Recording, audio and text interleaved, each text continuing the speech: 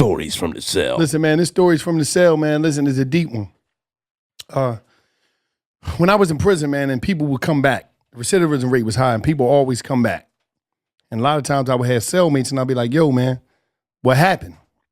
The fear, it's a fear of leaving prison. I know a lot of people think people is excited, but all of us have fear, and it's this fear of not being able to do everything you told everybody you was going to do over them phones and them letters over the years and them visits. And it just be a fear of failing. And it's an unbelievable fear. It's an unbelievable feeling, and we all have it. And a lot of times when people come home, it's like, you know, if you got a family member, have a conversation with them. A lot of people put pressure on themselves. They put a lot of pressure on themselves, and they say to themselves, I'm going home, I want to do this. They promising shit on the phone, so now they want to come home.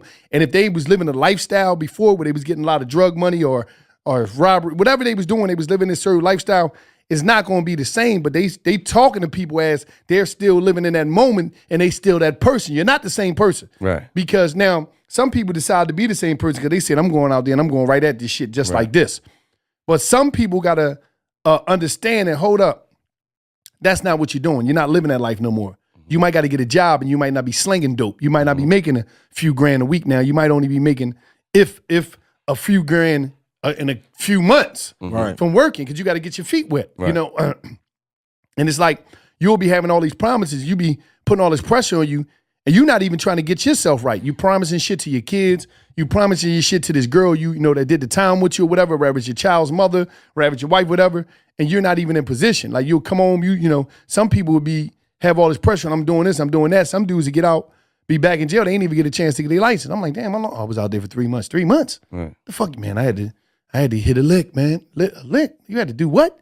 You bust a move? Right. Damn, what was you doing? Oh, no, I ain't even going nowhere, man. You went right back to the same mentality, because a lot of times we be in prison and a lot of people, they don't elevate. They just be in there talking about the same shit. And I always harp on this because it's important. If you got a family member in there and they call you from jail, don't be doing no motherfucking goofy ass three-way, oh yeah, bust a move, do this, that, third. Have a real conversation with them and start asking them questions like, yo, what you doing in there? What, you know, what's your plans when you getting out? How can I help you? How can I help you materialize your plans? Right. What type of footwork you need for me to do out here? Right. Like, you know what I mean? Do you need me to look up some jobs? Do you need me to connect with some people? Do you need some applications? Do you need some resumes written? What do you need out here where it can enhance your chances of being successful on parole or staying free when you get here? Right. Because a lot of times, man, motherfuckers come home and they had all these dreams because they didn't look at their pictures or they didn't heard what so-and-so doing out there. Oh, yeah, so-and-so getting money. So-and-so was just down here. So-and-so he was just at the Grammys. He was at Miami. He doing this. That's not your life, slick.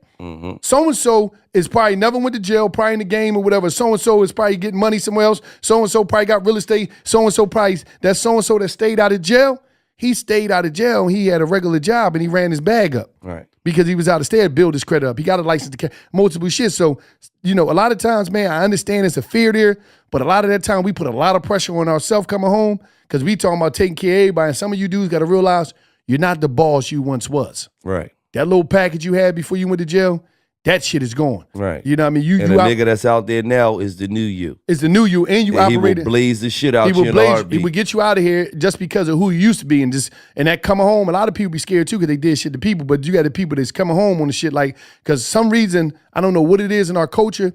A lot of people think that I went to jail. I'm tougher than I was before I went to jail, and I really wasn't tough before I went to jail. But I'm tough now. Oh, I did a bit. And that's all I'm a facade. I'm real. And another thing I just want to harp on, we got to get out of the mentality of believing that in the hood and in the community that, being real is doing dumb shit. Oh, I'm real because I got a gun. I'm real because I post up on the block. I'm real because I sell drugs. Listen, I'm real because I don't go nowhere. I'm real because I shot a nigga. Yeah. I'm real because I just stay in the hood and I never. I'm real because I did 3 to 6. I ain't never been on a plane. I did 5 to 10. I ain't going to. I'm real because I talk tough real shit. Right. That's bullshit. Right. The young boys, y'all got to be on point, man, and don't get caught up in that mentality and thinking that shit is right. Right. You see what I'm saying? Real is being yourself.